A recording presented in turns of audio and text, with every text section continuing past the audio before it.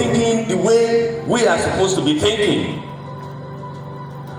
The thinkers, the innovators before us have something that confined their thinking, and they came in a generation while we don't have the kind of the advantages that we're having.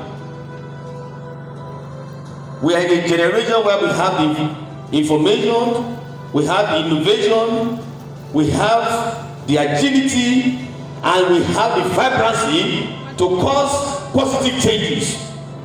What would readily come to mind when you see disrupted Africa is that somebody who wants to create a nuisance, somebody who wants to pull down the house.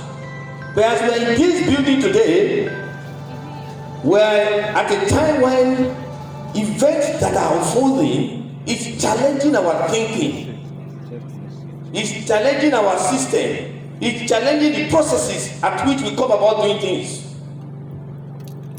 I'm a proper African man, and when we are growing up as Africans, we don't challenge our parents. Your dad will say, do this, you do it. We see the father as the head of the family. When he comes in, everybody is shaking. Your dad is coming, your dad is coming. But today, my son will challenge me, 13 years old boy. You say, daddy, but why? That's disrupted in the system. Our traditions and customs are no longer a barrier. They are the process by which we think through and see what we can do better. So I welcome you all, because I know most of us that are here today are no longer comfortable with the way governance are being done in the continent. We are no longer comfortable with the way businesses are being conducted. We are discomfortable with a lot of processes, and we are here to rub minds together to contribute to how things should be done better in our age. I met some guys we have never met before from the University of Ibadan, and we are discussing as if we are friends. We are discussing issues as if we have known before now rather. So my sisters, this conference is not just about understanding disruption, but it's about engaging with it, learning how to anticipate change and adapt with purpose, and your ability to turn several uncertainties into opportunities. In fact, there are so many problems in Africa, and the more the problem we have, the more opportunity we have to take advantage of. Let's stop just identifying problems alone. How do we turn our problems into opportunities and take advantage of it? You don't have to be looking for jobs. You are innovators. You are employers of labors.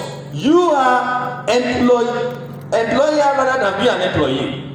So you can't say, I graduated with a first class, I don't have a job, and you have to keep on writing applications. You should create a job and get others employed. I've seen a young lad that put his dad on his payroll. Hello? A young lad put his dad on his payroll. He engaged his father to work for him when he see that the father is becoming redundant. And what is the job? Just pick my mail. Dad, if you pick my mail on a daily basis, at the end of the week, I get you paid some dollars. So you don't have to still depend on your parent at this age. You may look younger than who you are, but the brain that you have, the generation of this is far beyond your age. I see a lot of potentials, and then we have to hear both ideas. We need to query a lot of assumptions.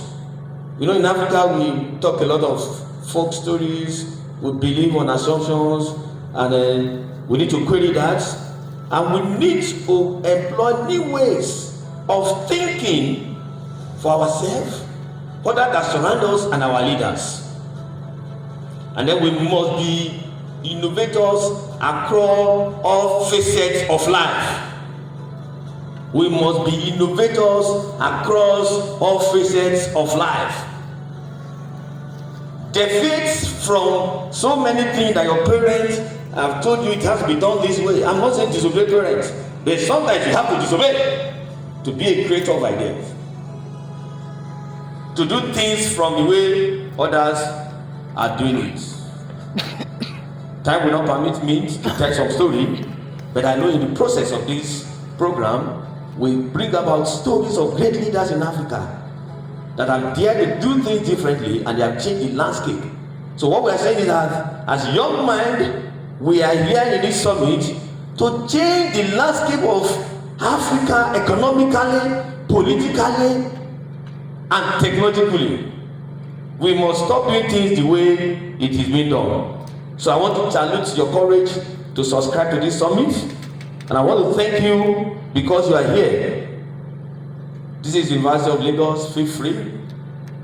Enjoy the ambience of this hall and the university environment. My vice chancellor is someone who loves entrepreneurship.